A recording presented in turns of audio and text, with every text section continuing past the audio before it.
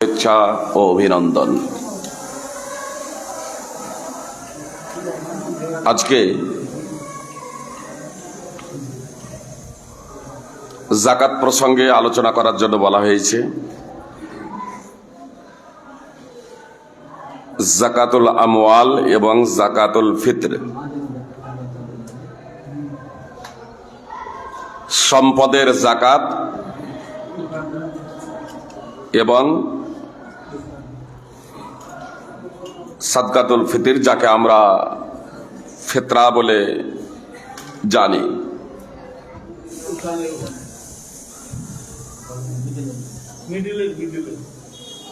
ইফতারের সময়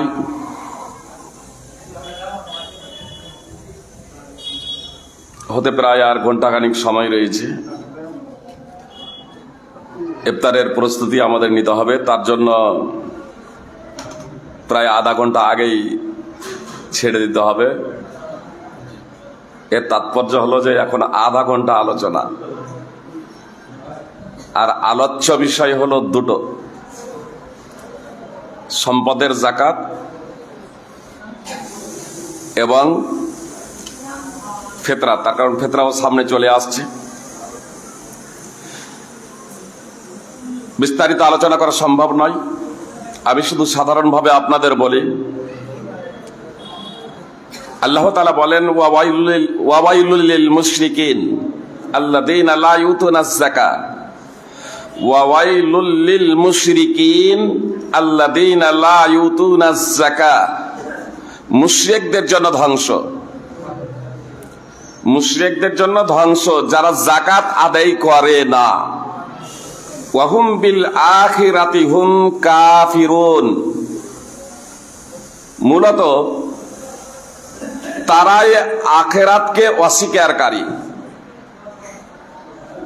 সূরা ফুসসিলাতের ৬ নম্বর আয়াতের শেষাংশ এবং ৭ম নম্বর আয়াত। অত্র আয়াতে আল্লাহ তাআলা মুশরিক, কাফের, নাস্তিক, এক কথায় অমুসলিমদের গুণাবলী ও বৈশিষ্ট্য বর্ণনা করেছেন যে তারা যাকাত আদায় করে না। এর তাৎপর্য হলো যে যারা মুসলমান তারা যাকাত আদায় করে, তারা যাকাত আদায় করবে।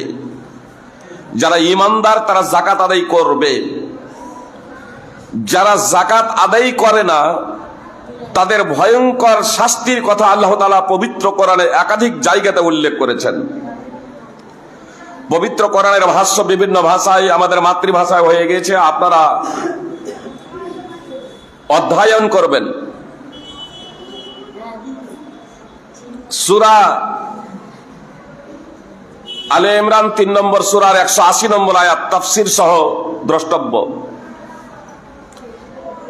এবং সূরা তওবা ৯ নম্বর সূরার ৩৪-এর শেষাংশ এবং ৩৫ নম্বর আয়াত তাফসীর সহ অবশ্যই আপনারা অধ্যয়ন করবেন।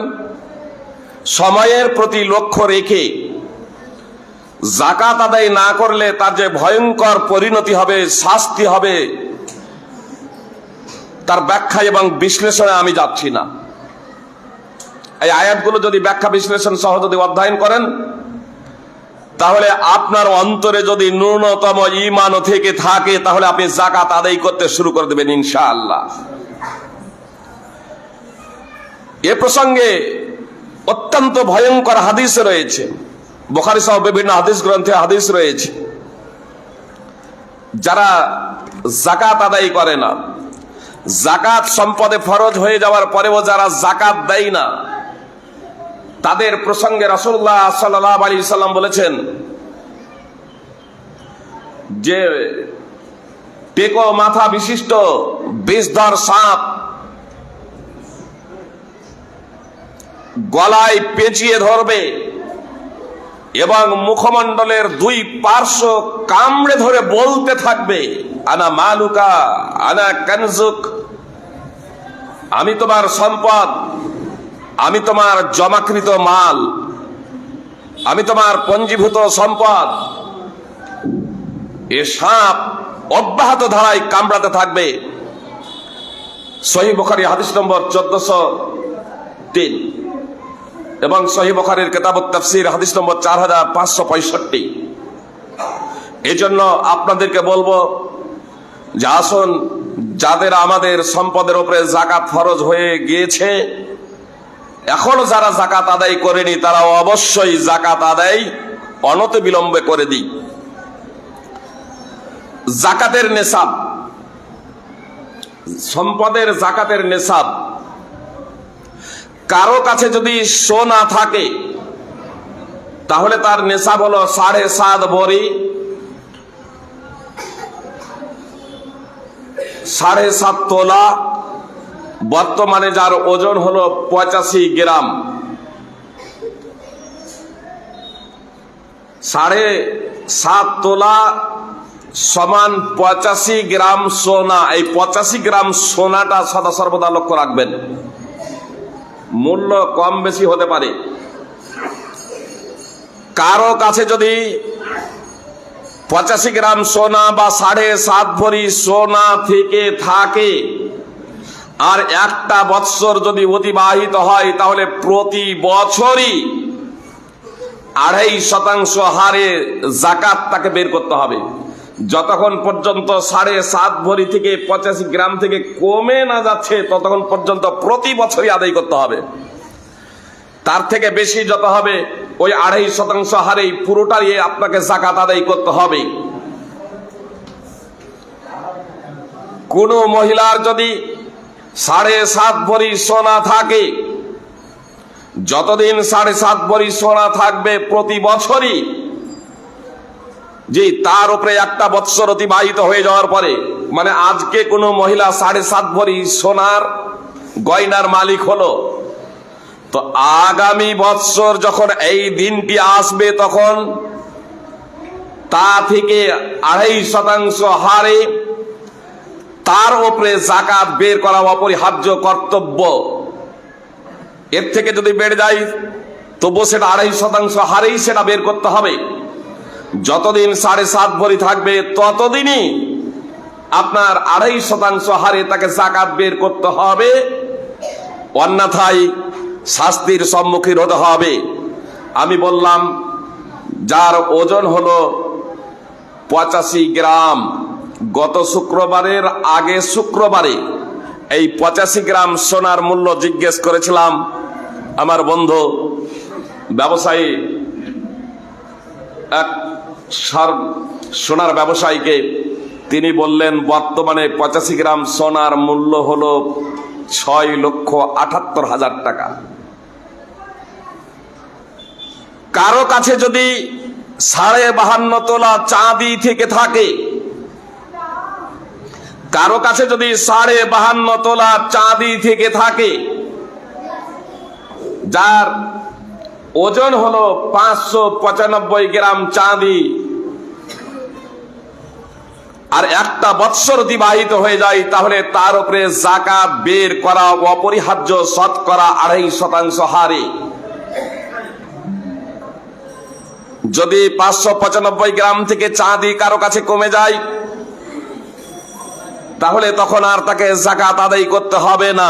আপনি সাধারণ দান খয়রাত করবেন, কিন্তু আপনাকে যাকাত আদায় করতে হবে না, আপনার উপরে যাকাত ফরজ নয়।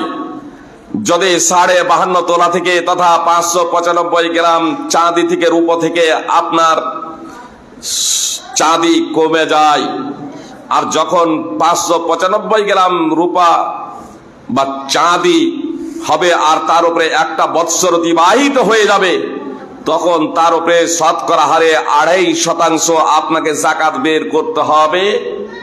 এ বিষয়ে হাদিস এবং ওলামায়ে কেরামদের ইজমা রয়েছে। 595 গ্রাম চাঁদির মূল্য গত শুক্রবারের আগে শুক্রবারই আমার সেই বন্ধুকে জিজ্ঞেস করেছিলাম, সোনার ব্যবসায়ীকে। তিনি বললেন 595 গ্রাম রূপা তথা চাঁদির মূল্য 51,000 টাকা। তাহলে আজকে যদি কারো কাছে 50,000 টাকা থাকে, মানে 595 গ্রাম চাঁদের কম হয়ে যাচ্ছে, তাহলে তার উপরে যাকাত ফরজ নয়। কিন্তু যখনই 51,000 টাকা হয়ে যাবে আর একটা বৎসরের উপরে অতিবাহিত হয়ে যাবে, তখন তার উপরে যাকাত ফরজ। যদি কারো কাছে 52.5 তোলা চাঁদি থেকে থাকে। সুপ্রিয় ভাই ও বোন, কথা খুব মনোযোগ দিয়ে শুনবেন। কিছু ব্যক্তি সমাজে থাকে যারা সুযোগ সন্ধানী। তারা বলেন নবী সাল্লাল্লাহু আলাইহি সাল্লামের যুগে তো এই টাকা পয়সা ছিল না, তো এই টাকা পয়সার যাকাতের প্রশ্নই নেই। যে এ টাকা পয়সা ছিল না, কিন্তু এ টাকা পয়সাটা কার স্থলাভিষিক্ত? টাকা পয়সা কার স্থলাভিষিক্ত? সোনা এবং চাঁদি। অবশ্য বর্তমানে সারা পৃথিবীতে টাকার যে মূল্যায়ন করা হয়ে থাকে তা সোনাকে কেন্দ্র করে। এজন্য সোনার নেশাবে কারো যদি সম্পদ যদি পৌঁছে যায় আর একটা বছর অতিবাহিত হয়, তাহলে সকলের ঐক্যমতেই তার উপরে যাকাত অপরিহার্য। যাকাত আদায় না করার কারণে তাকে মহাপাপী হতে হবে। কিন্তু এখন থাকলো কারো কাছে যদি চাঁদির নেশাব পৌঁছে যায়, অর্থাৎ 52.5 ভরি চাঁদি। জি, শেখ মতিউর রহমান মাদানী আদ-দাম্মামের তিনি একটি বক্তব্য বলছিলেন যে কারো কাছে যদি 52.5 ভরি চাঁদির সমপরিমাণ অর্থ থেকে থাকে আর একটা বৎসর যদি অতিবাহিত হয়ে যায়, তাহলে তাকে যাকাত আদায় করতে হবে। তার কারণ রাসূল সাল্লাল্লাহু আলাইহি সাল্লামের যুগে সচরাচর দিরহাম ব্যবহৃত হতো, দিনারও ব্যবহৃত হতো, কিন্তু দিনারের মোকাবেলায় দিরহামের প্রচলন ব্যাপক ছিল। তখন কেউ কেউ বলছেন এদের ইবারত পড়া, শেখ মতিউর রহমান আল মাদানী দাম্মাম পৃথিবীর বক্তার উপরে যারা প্রশ্ন করছেন এখানে, তাদের হয়তো ইবারত পড়ারই যোগ্যতা নাই, আল্লাহু আলাম। জি, তো আমি বলছিলাম, উনি বলেছেন যাকাতুল ফিতর। জি, আমি আপনাকে বললাম যে অর্থের মূল্যায়ন করা হয় সোনাকে কেন্দ্র করে। আপনি সোনাকে কেন্দ্র করে আপনি যাকাত দিচ্ছেন। আল্লাহ যদি আপনাকে প্রশ্ন করে দেয় যে চাঁদির নেশাবে পৌঁছে গিয়েছিল তখন, তারপরেও তুমি যাকাত বের করনি কেন? এতে কি সতর্কতা নেই যে চাঁদির নেশাব হলে আপনি যাকাত বের করে দিবেন নিচের বাঁচার জন্য? জি, আমিও সাধারণভাবে আপনাদের বলি, যেহেতু অর্থের মূল্যায়ন করা হয়ে থাকে সোনাকে কেন্দ্র করে, এজন্য সোনা, তাহলে আমার উপরে যদি আপনার 51,000 তথা 595 গ্রাম চাঁদির সমপরিমাণ অর্থ হয়ে যায় আর একটা বৎসর অতিবাহিত হয়ে যায়, তাহলে আমি যাকাত আদায় করে দেব। তার কারণে এতেই রয়েছে আমার জন্য কল্যাণ, এতেই রয়েছে আমার জন্য সতর্কতা। তার কারণ আমরা পরকালে বাঁচতে চাই, জাহান্নামের শাস্তি থেকে বাঁচতে চাই, জাহান্নামের আযাব থেকে বাঁচতে চাই। সুপ্রিয় ভাই এবং বোন, তাহলে নেশাব হচ্ছে আপনার সোনার হিসেবে 85 গ্রাম সোনা বা তার সমমূল্য অর্থ, আর চাঁদির হিসেবে 595 গ্রাম চাঁদি বা তার সমমূল্য অর্থ কারো কাছে যদি থেকে থাকে আর তার উপরে যদি একটা বছর অতিবাহিত হয়, তখন তার উপরে যাকাত শতকরা 2.5% হিসেবে ফরজ। সুপ্রিয় ভাই এবং বোন, কথা খুব মনোযোগ দিয়ে শুনবেন। মনে করুন কোন মায়ের কাছে, কোন বোনের কাছে 7 ভরি সোনা আছে বা 500 গ্রাম চাঁদি আছে গয়না, তাহলে কি এই দুটোকে মিলানো যাবে? যে দুটো আপনার আলাদা, সোনা আলাদা, চাঁদি আলাদা, ওর নেশাব আলাদা, এজন্য ও দুটাকে মিলানো যাবে না। বুঝতে পেরেছেন? তার উপরে যাকাত ফরজ নয়। কোন আমার মায়ের কাছে বা বোনের কাছে 7 ভরি সোনা আছে, 40,000 টাকা আছে, তারপরে ও বর্তমানে তার উপরে যাকাত ফরজ হবে না। কথা মনোযোগ দিয়ে শুনুন। কিন্তু আমার কাছে যদি 7 ভরি সোনা থেকে থাকে আর টাকা থেকে থাকে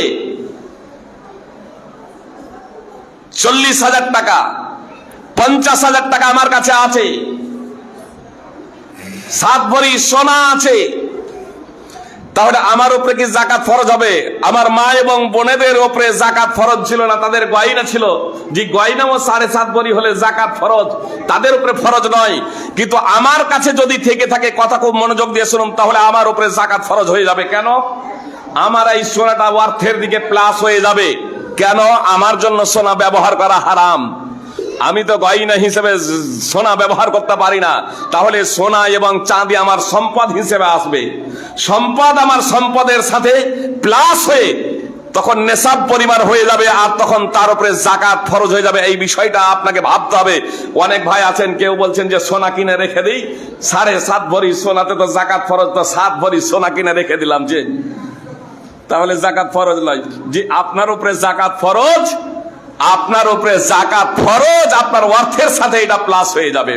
ব্যাংকে আপনার টাকা আছে, সেই টাকা আপনার যাকাতে বের করতে হবে।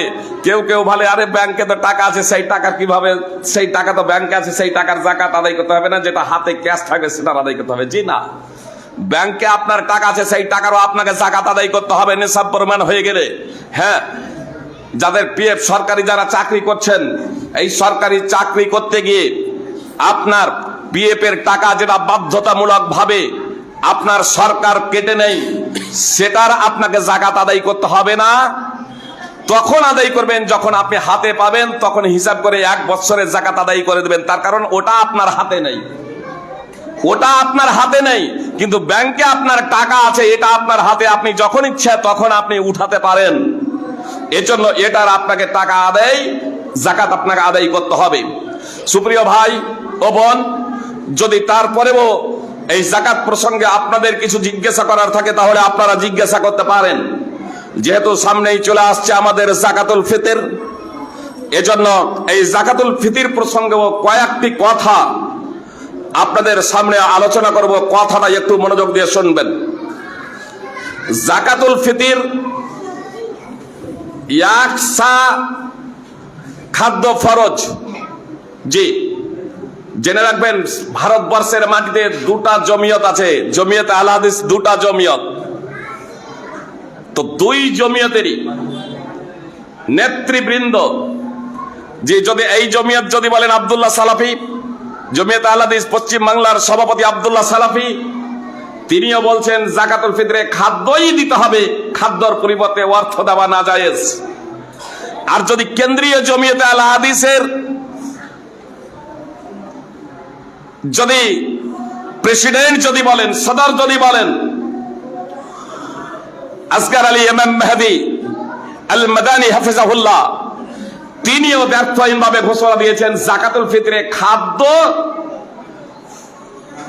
আপন আপন দেশের প্রধান খাদ্য থেকে 1 সা খাদ্য আদায় করা হচ্ছে রাসূল সাল্লাল্লাহু আলাইহি সাল্লামের সুন্নাত এবং উম্মতে মুসলিমার ঐক্যমতে, এটা হচ্ছে সুন্নাত।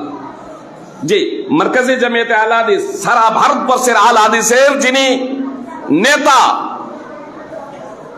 এটা আলাদা প্রসঙ্গ যে কিছু ব্যক্তি আমাদের সমাজে আছে যারা নেতা মানে না, জি, নেতার কথা মানে না। হ্যাঁ, নেতা, আপনি নেতার কথাকে প্রত্যাখ্যান করে দিতে পারেন। কিসের ভিত্তিতে প্রত্যাখ্যান করবেন? কিসের মানদণ্ডে প্রত্যাখ্যান করবেন? কোরআন এবং সুন্নাহর মানদণ্ডে প্রত্যাখ্যান করবেন। উমুক বলেছে, তুমুক বলেছে, এর ভিত্তিতে এটা প্রত্যাখ্যান করা যাবে না। ইমামের, নেতার, আমিরের, শাসকের কথা যদি কোরআন এবং সুন্নাহর পরিপন্থী হয়, তাহলে তা প্রত্যাখ্যান করতে হবে। এটাই হলো কোরআন এবং সুন্নাহর দাবি, এটাই হলো আহলে হাদিসের মানহাজ, এটাই হলো আহলে হাদিসের নীতি। সুপ্রিয় ভাইবৃন্দ, কিছু কথা আজকে স্পষ্ট করে দিই, অতীতেও করেছি, আজকে একটু নতুন ভাবে স্পষ্ট করে দিই। কিছু কিছু ব্যক্তি বলে যে উমর বিন আব্দুল আজিজ এর বুঝটাই আমার কাছে বেশি গ্রহণযোগ্য। ইনি তো অর্থের কথা বলেছিলেন, মূল্যের কথা বলেছিলেন। কথা খুব মনোযোগ দিয়ে শোনেন। উমর বিন আব্দুল আজিজ বলেছিলেন, প্রত্যেক ব্যক্তির পক্ষ থেকে অর্ধ সা গম কিংবা অর্ধ দিনার, দুটো অপশন রেখেছিলেন, অর্ধ সা গম কিংবা অর্ধ দিনার, অর্ধ সা গম কিংবা তার মূল্য বলা হয়েছে। একটা বর্ণনায় অর্ধ সা, প্রত্যেক ব্যক্তির পক্ষ থেকে অর্ধ সা কিংবা তার মূল্য। অন্যান্য বর্ণনাগুলোকে উমর বিন আব্দুল আজিজ থেকে একত্রিত করলে এটা প্রমাণিত হবে যে প্রত্যেক ব্যক্তির পক্ষ থেকে অর্ধ সা গম কিংবা তার মূল্য, অর্ধ দিনার, নিসফে দিনার, অর্ধ দিনার। সুপ্রিয় ভাই এবং বোন, উমর বিন আব্দুল আজিজের আহলে হাদিস উলামায়ে কেরাম গ্রহণ করেছেন যাকাতুল ফিতরে গম অর্ধসা না একসা। আহলে হাদিস উলামারা এটা গ্রহণ করেছেন অর্ধসা না একসা। কি বলছেন? আজকে কি এই আহলে হাদিস যারা টাকার ফতোয়া বলে চিৎকার করছে তারা গ্রহণ করেছে? কি বললেন উমর বিন আব্দুল আজিজ? অর্ধসা গম কিংবা তার মূল্য, অর্ধসা গম কিংবা তার মূল্য। সুপ্রিয় ভাই এবং বোন, অর্ধ সা, আমাদের দেশে সা প্রচলিত আছে 2.5 কিলো, কিন্তু সাটা হলো একটা পাত্র। কথা খুব মনোযোগ দিয়ে শুনুন, সব কিলো সমান ধরে না। যেমন চালও বিভিন্ন ধরনের আর বিভিন্ন রয়েছে, তাহলে চাল যেমন প্রায় 3.25 কিলো, 1 সা চাল সমান প্রায় 3.25 কিলো। সা আছে বর্তমানে, আপনারা মেপে দেখবেন, প্রায় 3.25 কিলো 1 সা চালের ক্ষেত্রে এটা বললাম। আর যদি গম যদি হয়, সৌদি আরবের বিখ্যাত মুফতি শেখ ওসাইমিন রাহিমাহুল্লাহ তিনি যে ওজন করেছিলেন একেবারে শুকনো ভালো মাপের গম, সেই গমের ওজন ছিল 2 কিলো 40 গ্রাম। তাহলে অর্ধসা গমের অর্থ কি হচ্ছে? 1 কিলো 20 গ্রাম। মানে উমর বিন আব্দুল আজিজ তার যুগে, ইনি সাহাবীও নন, জেনে রাখবেন, উমর বিন আব্দুল আজিজ তার যুগে বললেন যে অর্ধসা গম অর্থাৎ 1 কিলো 20 গ্রাম গম অথবা তার মূল্য।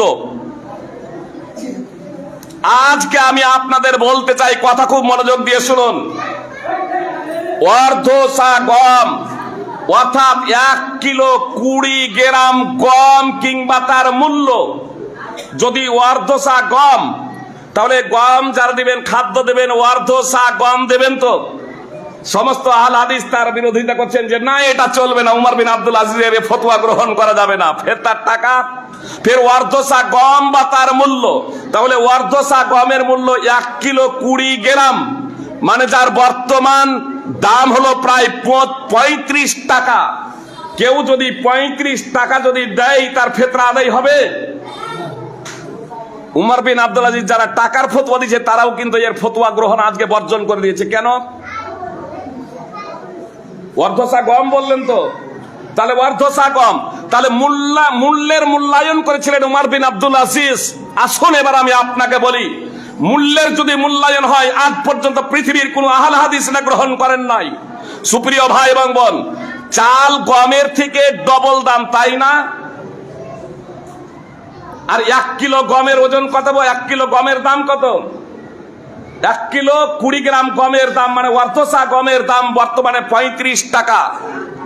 তাহলে 35 টাকার সমমূল্যের যদি আমি চাল দিই, 35 টাকা সমমূল্যের যদি চাল ফিতরা আদায় করি, তাহলে কত হবে? প্রায় 500 গ্রাম চাল, একটু বেশি ধরেন 600 গ্রাম চাল। তো 600 গ্রাম চাল আমি আদায় করি, আমি মিনিকেট চাল খাই, 600 গ্রাম চাল আমি আদায় করি, তাহলে ফিতরা আদায় হবে?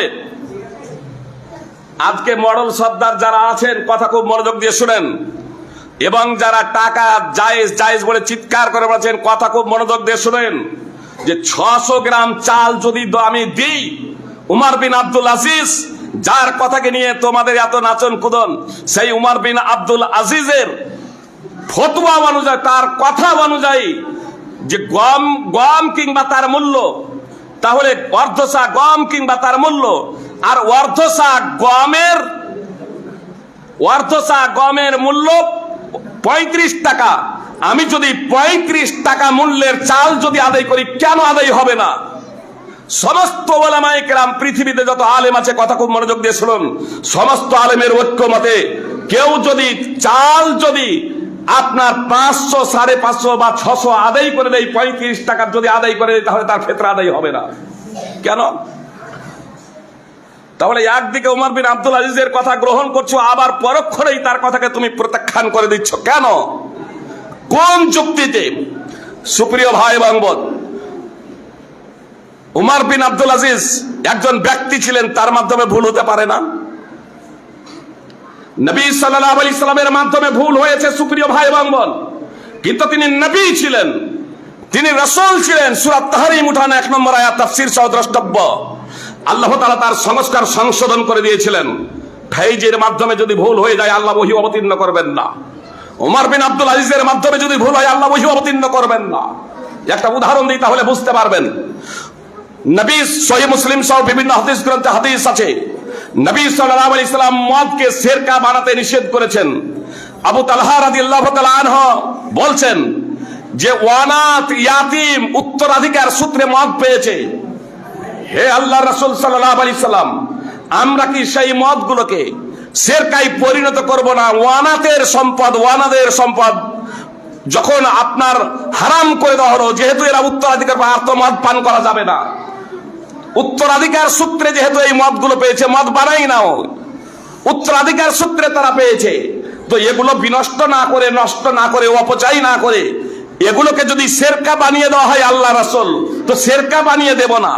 নবী সাল্লাল্লাহু আলাইহি সাল্লাম বললেন যে না, সিরকা বানানো যাবে না, এগুলোকে ঢেলে ফেলে দাও। নবী সাল্লাল্লাহু আলাইহি সাল্লাম ঢেলে ফেলে দিতে বললেন। সুপ্রিয় ভাই এবং বোন, মদকে সিরকা বানানো যাবে কি যাবে না, একে কেন্দ্র করে ওলামায়ে কেরাম মতানক্য করেছেন। আপনি যার মত পাবেন নিয়ে নেবেন, সুবিধাবাদী এ কিন্তু চলবে না। জি, উমর বিন আব্দুল আজিজ ওয়াসিতের গভর্নরকে পত্র লিখেছিলেন। মুসান্নাফ ইবনে আবি শাইবা উঠান, উমর বিন আব্দুল আজিজ ওয়াসিতের গভর্নরকে পত্র লিখেছিলেন যে মদকে সিরকায় পরিণত করো। ইমাম আবু হানিফা রাহিমাহুল্লাহ তিনিও এরই পক্ষে যে মদকে সিরকায় পরিণত করা যাবে। তবে ইমাম শাফি রাহিমাহুল্লাহ বলছেন যে না, মদকে সিরকায় পরিণত করা যাবে না।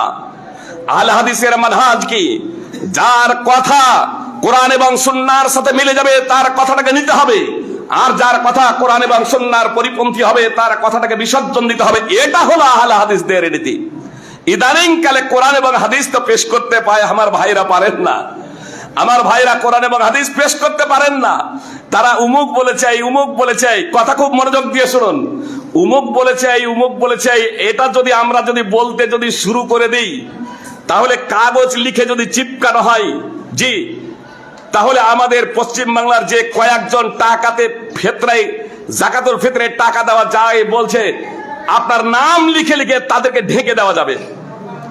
তার কারণ শাফি, মালিকি, হাম্বলি তিনটা মাযহাবের ইমাম, তিনটা মাযহাবে যাকাতুল ফিতরে টাকা দিয়ে ফিতরা দেওয়া জায়েজ নয়।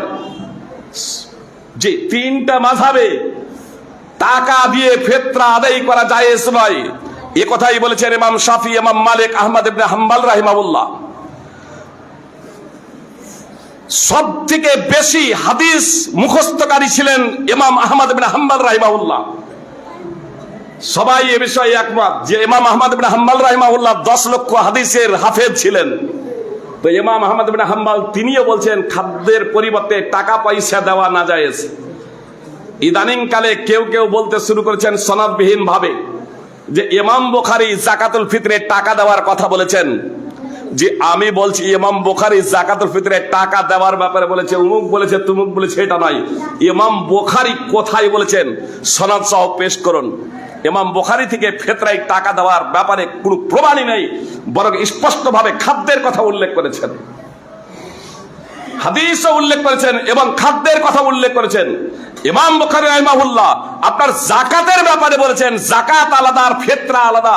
যাদের মস্তিষ্কে এই সাধারণ বোধটুকুও নেই যে ফিতরা কাকে বলে আর যাকাত কাকে বলে, তারা ফতোয়া দিতে আজ শুরু করে দিয়েছে। এর মাধ্যমে জনগণ বিভ্রান্ত হচ্ছে। আল্লাহ তাআলা আমাদের সুমতি দান করুন। সুপ্রিয় ভাই এবং বোন, ইমাম বুখারী রাহিমাহুল্লাহ যাকাতুল ফিতরের টাকা দেওয়ার কথা উল্লেখ করেন নাই। ইদানিং কালে কেউ কেউ বলে থাকেন আবু ইসহাক সাহাবী তিনি প্রায় 40 জন সাহাবীকে পেয়েছিলেন, আর তিনি বলছেন যে আমি তাদেরকে পেয়েছি। আবু ইসহাক সাহাবীতে বলছেন আদরাক্তহুম, একটা হচ্ছে জয়ীফ বর্ণনাটা। দ্বিতীয় নম্বর কথা হচ্ছে তিনি বলছেন আদরাক্তহুম, আমি তাদেরকে পেয়েছি।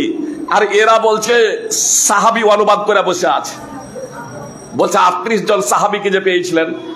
সাহাবী তো দূরের কথা, আজ আমি বলছি নাম সহ একজন তাবেঈর নাম উল্লেখ করেন যে উমুক তাবেঈ ফিতরাতে টাকা দিয়েছিলেন। জি, উমর বিন আব্দুল তো দুটো অপশন দিয়েছিলেন, তার ওই টাকাটাকে কেউ গ্রহণ করেছিলেন নাম সহ উল্লেখ করেন। আর আবু ইসহাক সাহাবীর ওস্তাদ মাসরুক, আমি তাবেঈর নাম সহ উল্লেখ করছি, একাধিক উল্লেখ করতে পারি, তাহলে সবাই স্বল্পতার একটা একটা বলবো। মাসরুক হচ্ছেন ইমাম আবু ইসহাক সাহাবী, যার কথা তিনি বলছেন যে মাসরুক আবু ইসহাক সাহাবী যিনি বলছেন আদরাক্তহুম, আমি তাদেরকে পেয়েছি। তো তিনি বলছেন যে মাসরুক বলেছেন, মাসরুককে আমি বলতে শুনেছি সাদাকাতুল ফিতরে সাআন সাআন, সাদাকাতুল ফিতরে ইয়াকসা ইয়াকসা, ইয়াকসা বললেন খাদ্য। আবু ইসহাক সাহাবী যার কথা তুমি বলছো তার ওস্তাদ, তার গুরু থেকে তিনি নকল করছেন, তিনি বলেছেন ইয়াকসা ইয়াকসা। যদি বলেন যে ইয়াকসা খাদ্য, এটা তো বলেননি, ইয়াকসা ইয়াকসা বলেছেন। জি, খাদ্য বলেননি, তো ইয়াকসা তুমি টাকাটাই ভরো না। তুমি 60, 70, 80 টাকা কেন ভরছো যদি ইয়াকসার অর্থ যদি খাদ্য না হয়? ইয়াকসার অর্থ যদি খাদ্য না হয় তাহলে তুমি ইয়াকসা টাকা দাও না।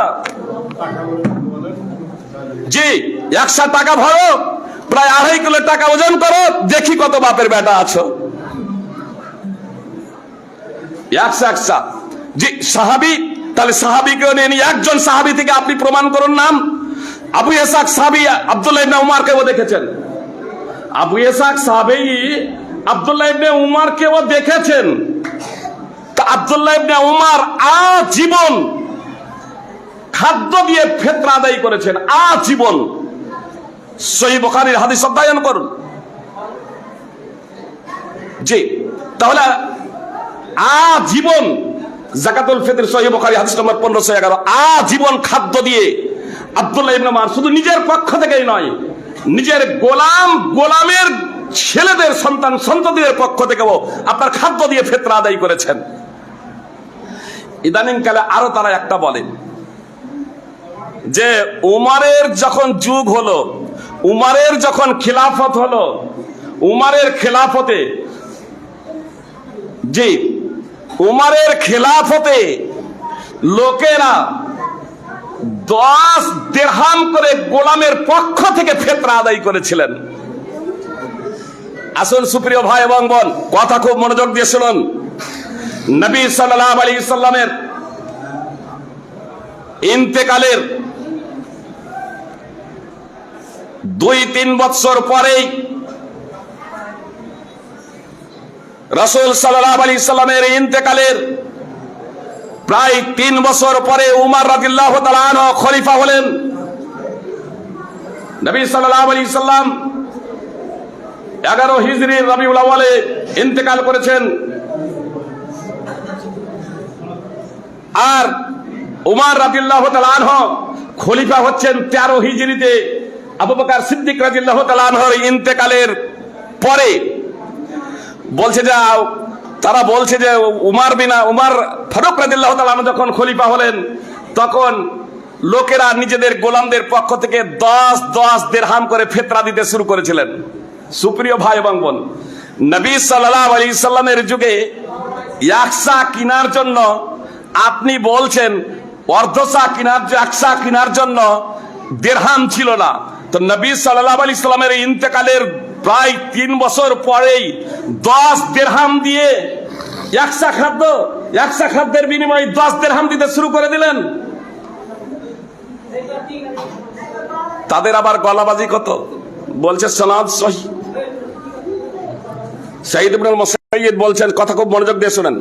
সাঈদ ইবনে মুসাইয়্যিব বলছেন রাসূল সাল্লাল্লাহু আলাইহি সাল্লামের যুগে অর্ধসা গম বা একসা খেজুর ফিতরা দেওয়া হতো। সুপ্রিয় ভাই এবং বোন, অর্ধসা গম যখন সাদকা সম্পর্কে যখন জিজ্ঞেস করা হলো তখন বললেন, ফিতরা সম্পর্কে যখন জিজ্ঞেস করা হলো তখন বললেন যে রাসূল সাল্লাল্লাহু আলাইহি সাল্লামের যুগে অর্ধসা গম। তো রাসূল সাল্লাল্লাহু আলাইহি সাল্লামের যুগে এই সাঈদ ইবনে মুসাইয়্যিব কে জানেন? নবী সাল্লাল্লাহু আলাইহি সাল্লামের যুগে তো দূরের কথা, আবু বকর সিদ্দিক রাদিয়াল্লাহু তাআলা আনহুর যুগেও তার জন্ম হয় নাই। উমর রাদিয়াল্লাহু তাআলা আনহু যখন ইন্তেকাল করেন তখন তার বয়স প্রায় 7-8 বছর, 23 হিজরিতে ইন্তেকাল করেছেন। উমর রাদিয়াল্লাহু তাআলা আনহুর খেলাফতের সময়ও তার জন্ম হয় নাই। উমর রাদিয়াল্লাহু তাআলা আনহুর খেলাফতের 2-3 বছর পরে তার জন্ম। কেউ বলেছেন 2 বছরটাই বেশি, আর কেউ বলেছেন 4 বছর, 2 বছরই ধরে নিলাম। তাহলে উমর রাদিয়াল্লাহু তাআলা আনহু যখন খলিফা হলেন আর সেই বর্ণনা যে করছেন আর আল্লাহর রাসূলের যুগের যে কথা বলছেন, তখন তো তার অস্তিত্বই ছিল না সুপ্রিয় ভাই এবং বোন এই পৃথিবীর মাটিতে। তাহলে তিনি কিভাবে দেখলেন যে 10 দিরহাম দিতে শুরু করে দিলেন ফিতরাতে? এক বলছেন ফিতরার সেরকম প্রচলন ছিল না, আর বলছেন আল্লাহ রাসূলের ইন্তেকালের 3 বছর পরেই আপনার 10 দিরহাম করে গোলামের পক্ষ থেকে ফিতরা দিতে শুরু করলেন।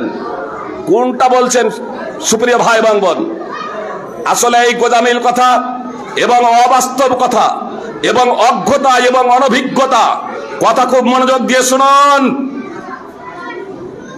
ওই লোকেরা সাহাবা এবং তাবেঈনরা শুধু গোলামদের পক্ষ থেকে ফিতরা দিতেন না নিজেদের পক্ষ থেকেও ফিতরা দিতেন?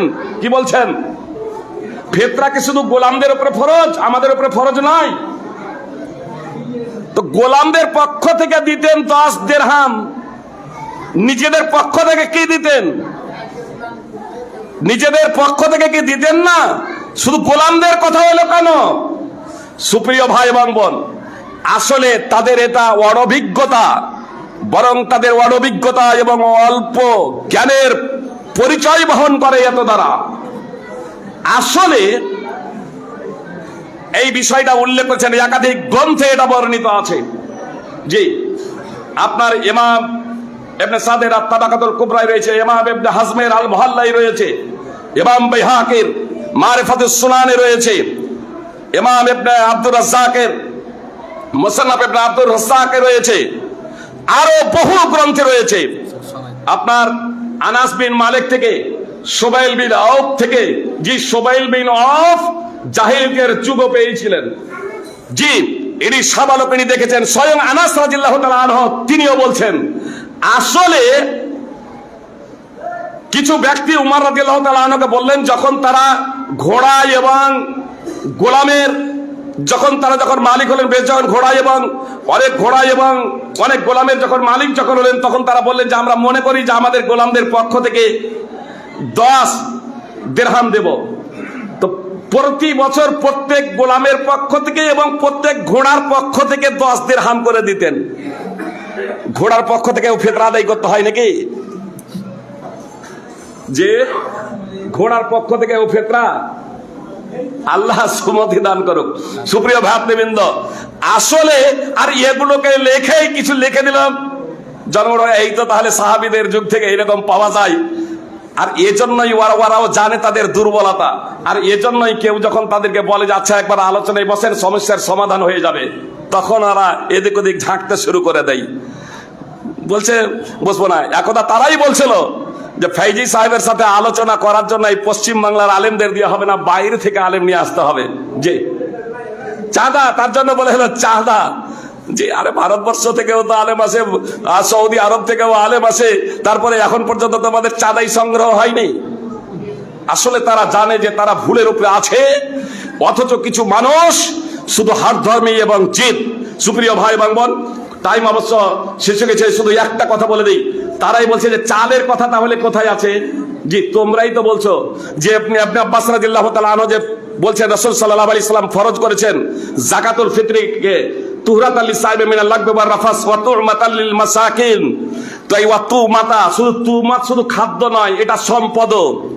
তো কতটা সম্পদ যদি হয়, তা আমরা তো শুধু চাল বলেছি, মানে আপন আপন দেশের প্রধান খাদ্য।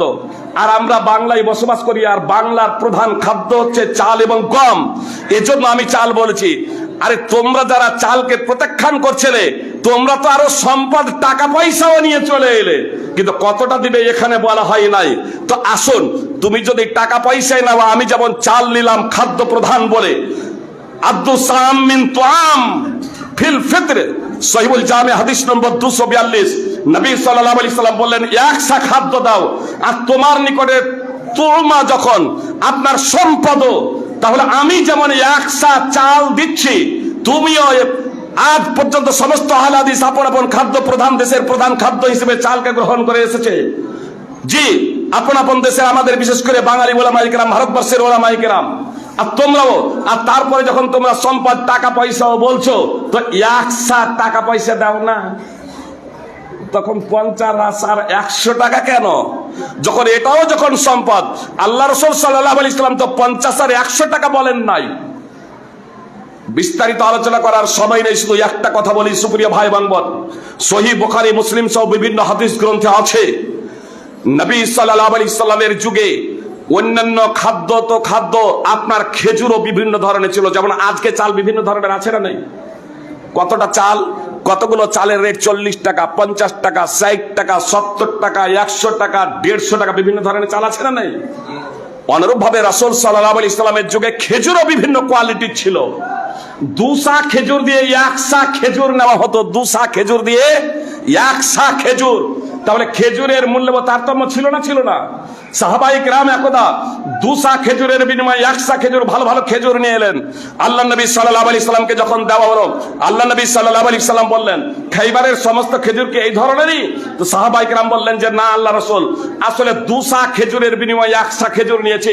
নবী সাল্লাল্লাহু আলাইহি সাল্লাম বললেন এটা চলবে না, এটা হলো সুদ। তুমি ওই 2 সাকে বিক্রি করে দিবে, বিক্রি করে দিয়ে 1 সা খরিদ করবে, ক্রয় করবে দিরহামের বিনিময়ে। দিরহামের বিনিময়ে সহিহ বুখারী হাদিস নম্বর 2200। সুপ্রিয় ভাই বোন, যদি 1 সা খেজুর যদি একটা দিরহামে পাওয়াই না যেত, তাহলে রাসূল সাল্লাল্লাহু আলাইহি সাল্লাম কেন বললেন যে 2 সা 1 সা তোমরা যে খেজুর দিয়ে কিনছো, ওই খেজুর দিয়ে নয় দিরহাম দিয়ে কিনো, এটাকে বিক্রি করো, যেটা নরমাল বিক্রি করে দিয়ে ভালোকে দিরহাম দিয়ে মূল্য দিয়ে ক্রয় করো। জি নবী সাল্লাল্লাহু আলাইহি সাল্লামের যুগে ও নিসফে দিরহাম ছিল। সহিহুল জামে হাদিস নম্বর 3424। এবং হাসান রাদিয়াল্লাহু তাআলা আনহু প্রত্যেক দিন অর্ধ দিরহাম, প্রত্যেক দিন অর্ধ দিরহামের বিনিময়ে